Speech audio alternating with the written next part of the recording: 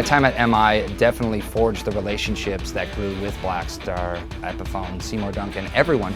It was funny, when I came here, I didn't know a soul in LA.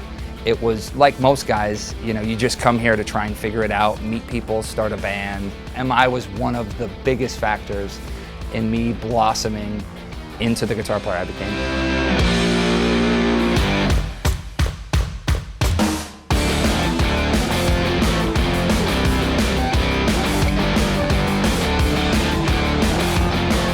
Definitely, like, whatever you try to take from the school, like, I mean, you can get anything out of it. Or, like, you know, everything you want to learn is here. It's just kind of in you to go get it.